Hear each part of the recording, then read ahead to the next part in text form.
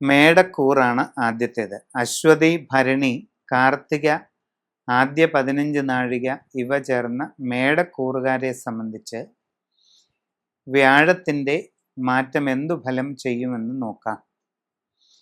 മേടക്കൂറുകാർക്ക് വ്യാഴം മാറുന്നത് 2-ൽ നിന്നും 3-ലേക്കാണ്. 3-ലെ വ്യാഴം ചാരവശാൽ ഒട്ടും തന്നെ അനുകൂലമല്ല. 3-ാമിടത്ത് വ്യാഴം നിൽക്കുന്നത് വളരെ പ്രതികൂലമായ ഫലങ്ങൾക്ക് കാരണമാകുമെന്നാണ് നമ്മുടെ ചാരഫലങ്ങൾ അഥവാ ഗോചരഫല സിദ്ധാന്തം പറയുന്നത്.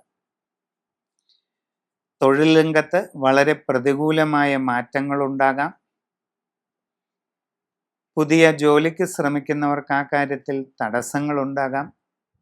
വിദേശ യാത്രയ്ക്കും വിദേശ തൊഴിലിനും ശ്രമിച്ചുകൊണ്ടിരിക്കുന്നവർക്ക് അതിലും തടസ്സങ്ങൾ, പ്രതികൂല സാഹചര്യങ്ങൾ ഉണ്ടാകാം.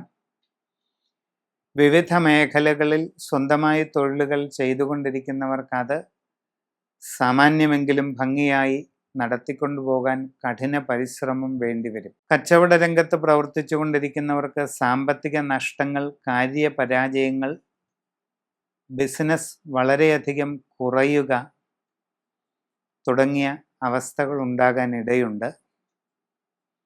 വിദ്യാർത്ഥികൾക്ക് പഠനകാര്യങ്ങളിൽ ഉദ്ദേശിക്കുന്ന രീതിയിൽ ഫലമുണ്ടാകാത്ത സ്ഥിതി, ഉപരിപഠന കാര്യങ്ങളിൽ തടസ്സങ്ങൾ ഇതൊക്കെ അനുഭവപ്പെടാം.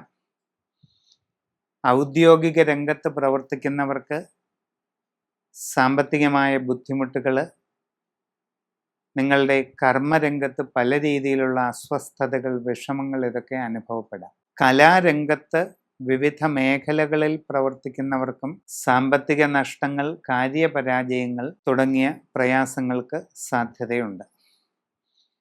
കുടുംബത്തിൽ പ്രയാസങ്ങളും അസ്വസ്ഥതകളുമൊക്കെ ചെറിയ തോതിൽ അനുഭവപ്പെടാൻ ഇടയുണ്ട്. വളരെയധികം ശ്രദ്ധിക്കണം. അപ്രതീക്ഷിതമായിട്ടുള്ള ചില ശാരീരിക അസ്വസ്ഥതകൾ അനുഭവപ്പെടാൻ സാധ്യതയുണ്ട്. യാത്രാക്ലേശം, അലച്ചിൽ ഇവയൊക്കെ ഉണ്ടായേക്കാം. വ്യാഴത്തിൻ്റെ 3-ലേക്കുള്ള മാറ്റം വളരെ പ്രതികൂലമായ സാഹചര്യങ്ങൾക്ക് കാരണമാകും.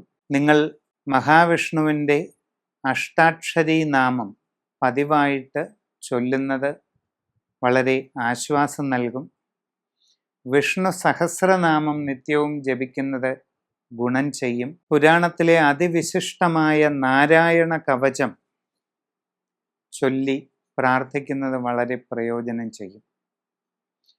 ദക്ഷിണാമൂർത്തി സ്തോത്രങ്ങൾ ചൊല്ലുന്നതും വ്യാഴ ശാന്തിക്ക് വളരെയധികം നല്ലതാണ്. ഇതൊക്കെ കൂടാതെ നിങ്ങളുടെ ഗൃഹത്തിൽ അത്യന്തം വിശിഷ്ടമായ സത്യനാരായണ പൂജ, മഹാസുദർശന കലശം തുടങ്ങിയ കർമ്മങ്ങൾ നടത്തി ഗൃഹരക്ഷ ചെയ്യുന്നത് എല്ലാ രീതിയിലുമുള്ള ദോഷശാന്തിയും ഐശ്വര്യവും നിങ്ങൾക്ക് കൊണ്ടുവരുന്നതാണ്.